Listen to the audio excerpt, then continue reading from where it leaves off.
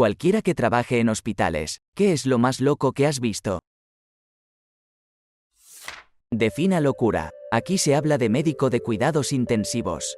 ¿Loca? Una mujer de 20 y tantos años que pesaba unos 35 kilogramos y medía 120 centímetros con múltiples anomalías congénitas que le impedían comer, hablar, leer o comprender y que había sido así desde su nacimiento. Requería atención total para todas las funciones corporales y así fue durante toda su vida. Entraba y salía del hospital todos los meses debido a lo que era esencialmente una falla corporal irreparable. Cada vez teníamos que colocarle tubos, ponerla en varias formas de soporte vital y someterla repetidamente a procedimientos dolorosos sabiendo todo el tiempo que no podíamos. Y nunca lo haríamos, arreglarla de ninguna manera significativa. Estaba muerta, neurológicamente. Pero su madre insistió en que le respondiera y expresara sus sentimientos, insistiendo en que hiciéramos todo. Finalmente, tuvimos que someter a esta pobre alma a la inutilidad de una RCP prolongada antes de que finalmente muriera. Eso fue una locura, y cruel. La sanguijuela terapéutica decidió huir hacia la libertad y de alguna manera escapó de la sala de la unidad de cuidados intensivos y cruzó el pasillo antes de que la enfermera se diera cuenta. Dejó un rastro de sangre desde la cama hasta el pasillo. Sin embargo, lo más inquietante fue probablemente una mujer en la unidad de cuidados intensivos de traumatología después de sufrir una lesión cerebral traumática cuando un árbol cayó sobre su automóvil mientras conducía. El árbol mató a su hijo adolescente, que era el pasajero de su coche. La lesión cerebral traumática había afectado gravemente su memoria a corto plazo, lo que significaba que seguía despertándose en la unidad de cuidados intensivos, entrando en pánico, preguntando cómo estaba su hijo y exigiendo verlo. Así, varias veces al día esta mujer se enteraba de nuevo de que su hijo había muerto. Tuvimos que preguntarle al departamento de ética del hospital si debíamos seguir diciéndole que estaba muerto. Ella insistía mucho en verlo si le decían que estaba vivo. Así que era obligarla a revivir ese dolor una y otra vez o mentirle repetidamente. Fue horrible. Tengo un par que sobresale. El primero no lo presencié pero me contaron. Chico intentó quitarse la vida chocando contra una espada samurái. Entró en el quirófano con la espada todavía puesta y todavía con vida. Sobrevivió. La mujer entró con una vela de cristal entera en el trasero. Ella pidió específicamente que se lo devolvieran después de que se lo tuvieron que extirpar quirúrgicamente.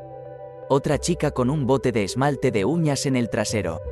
Ella y su novio querían probar el sexo anal y aparentemente una botella de esmalte de uñas fue todo lo que se les ocurrió o encontraron para aflojar las cosas. ¿Conoces esas pequeñas palas de jardinería con mangos de espuma?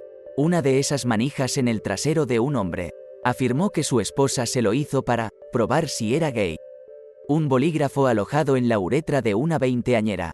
Intentó decirle al médico que se lo había tragado y se quedó atascado al salir de su cuerpo. El médico le aseguró que estaba muy bien informado sobre el cuerpo humano y que no es así exactamente cómo funciona el cuerpo ni cómo llegó allí. Una mujer a la que le amputan un dedo del pie. Ella era diabética y dejó que una llaga se le fuera de control. Luego vi al médico agarrarle el dedo meñique del pie con lo que llamamos una pinza de toalla penetrante y simplemente se lo quitó.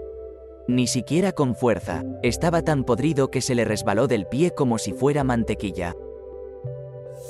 No es el más loco, pero sí muy impactante. Un joven, menos de 25 años, intentó quitarse la vida con un disparo de escopeta debajo de la barbilla después de que su novia muriera de cáncer. No lo logró, pero lo que perdió fue su mandíbula, su nariz, sus ojos y parte de su lóbulo frontal. Soy fisioterapeuta y me enviaron para evaluar su disposición al alta. Todas sus notas decían que GSW estaba a la cabeza. No especificó los daños, no tenía rostro, solo era carne cruda y huesos expuestos. Realmente no podían vestirlo porque le impediría respirar. Tenía planeadas unas 14 cirugías de reconstrucción. El lunes fue mi primer turno como nueva enfermera. Uno de mis ayudantes se me acercó y me dijo, «Oye, M está sangrando». Ya estaba de camino a la habitación. Así que, lamentablemente, no hice ninguna pregunta. Entro en la habitación y, efectivamente, M tiene sangre en la mano y está haciendo rodar algo entre los dedos. Piense de manera similar a tocar el violín más pequeño del mundo, tras una inspección más cercana. M tiene un trozo de piel en sus manos. Pienso, oh, tal vez se quitó un padrastro o un trozo de piel seca del labio o algo así. No, M había tomado sus uñas largas y sucias y se había pellizcado la punta de su clítoris. La hemos estado llamando la circuncisión femenina más metálica del mundo. Durante mi año de pasante como residente, los servicios de emergencias médicas trajeron a un anciano por una debilidad bilateral rápidamente progresiva en las piernas. El paciente era el tipo de persona que no había visto a un médico en décadas. La tomografía computarizada mostró una oclusión total de su aorta abdominal. Toda la mitad inferior de su cuerpo estaba muriendo. Se suponía que tenía una enfermedad maligna avanzada que contribuía al estado de hipercoagulabilidad. Pero para entonces la causa ya no importaba. Gran parte de su cuerpo no había sido perfundido adecuadamente durante demasiado tiempo. El paciente estuvo tranquilo en todo momento. Parecía en paz con su muerte inminente. Ni siquiera llegó al suelo. Murió en urgencias. Afortunadamente llamaron a su hijo, quien llegó al hospital para estar con papá cuando falleció. Ni siquiera sabía que era posible la oclusión total de la aorta abdominal. El hecho de que el tipo hubiera estado caminando hasta hace muy poco y solo llamara al 911 porque ya no podía caminar realmente me dejó alucinado. El cuerpo humano está loco. ¿Cuentan los hospitales psiquiátricos? Yo era un paciente en el ala psiquiátrica de un hospital, larga historia. Estuve allí durante 9 días y fui literalmente la única persona cuerda allí. De todos modos, 3 cosas que vi mientras estuve allí. El primero fue mi compañero de cuarto. Tenía aproximadamente mi edad y era relativamente cognitivo, pero carecía de sentido común y parecía tener la capacidad de un niño de 6 años. En nuestra habitación había un enorme cubículo de piso a techo con 3 ranuras. Subía al cubículo superior y se dejaba caer boca abajo en su cama. Unos sólidos 2,5 metros más o menos. Muy parecido al niño de la casa de la mamá grande. La segunda era una mujer caucásica que estaba allí porque saltó por una ventana de cristal. Tenía la cabeza afeitada y tenía puntos y grapas por todo el cuero cabelludo. Ella estaba siseando y tratando de morder a los técnicos. Ella también gritaba, Miller. Por último, estaba una mujer de 700 libras que se cubrió con una especie de líquido brillante que supongo que era jabón porque no se nos permitía mucho. Era medianoche y oí a los técnicos de la sala llamar a una especie de código. Asomé por la puerta y vi a dicha mujer, desnuda como el día en que nació, untada de aceite y deslizándose por el pasillo como un gusano. Veo muchas historias a tope, así que intentaré agregar algo único. Durante la pandemia de COVID, una madre trae a su hijo de 5 años por problemas respiratorios que habían empeorado en los últimos días. Los padres dieron positivo por COVID, al igual que su hermano mayor, por lo que, sin realizarle la prueba, supone que el niño de 5 años también tendrá nebulizador. Desconfiando de los hospitales o probablemente de cualquier tipo de ciencia médica en general, decide tratarlo con nebulizadores de peróxido de hidrógeno. Sí, peróxido de hidrógeno. Lo leyó en algún grupo de Facebook. Ahora, en ese momento, estaba bastante bien con que los idiotas se divirtieran. Quiere rechazar la vacuna y, en su lugar, duplicar el tratamiento con desparasitante. Obtienes las consecuencias de tus decisiones, así que disfrútalas. Pero esto fue especialmente exasperante. Realmente la escuché decirle al médico, realmente necesitamos llegar al fondo de sus problemas respiratorios. No se preocupe, señora, estamos bastante seguros de saber qué está causando el problema. No soy médico, pero hace unos años estuve internada durante un periodo muy doloroso y abundante, probablemente un embarazo químico. En la primera sala en la que estaba, la mujer a mi lado detrás de mi corazón, tenía 25 años y 3 hijos. No recuerdo cuál fue su diagnóstico, pero fue algo con su útero. Le dolía tanto que no podía levantarse del sofá y su hijo de 3 años le preguntaba si mamá quería sus pastillas especiales. Era así de normal para su hija. La ingresarían cada 2 meses para controlar el dolor y recibir transfusiones de sangre. Fue así de malo. Ella me dijo que había rogado por una histerectomía completa desde el nacimiento de su hijo menor, de 3 años, y que se la seguían negando debido a su edad. Ninguno de sus hijos estaba relacionado con su pareja. A ella la seguían negando en caso de que él quisiera tener hijos. Les había rogado a los médicos que le hicieran el procedimiento porque quería que ella estuviera feliz y saludable. Denegado, esta mujer luchó por cuidar a los hijos que tenía debido a lo que estaba pasando. Nunca había podido correr con su hijo de 3 años. Pero tal vez algún día quisiera más. Era motivo suficiente para dejarla en ese estado. Fue loco. Me trasladaron a otra sala porque necesitaban la cama. Así que nunca supe qué le pasó. Espero que finalmente la hayan escuchado y que ahora esté viviendo su mejor vida.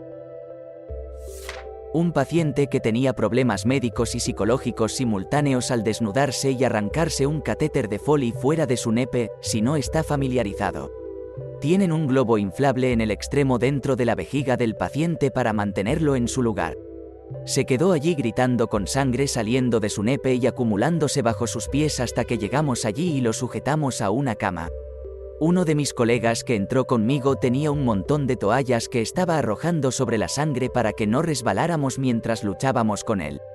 Mientras trabajaba en un entorno de psicología forense, entró un tipo que, a pesar de ser bastante normal, había matado a puñaladas a la hija de su amigo con unas tijeras en medio de la noche.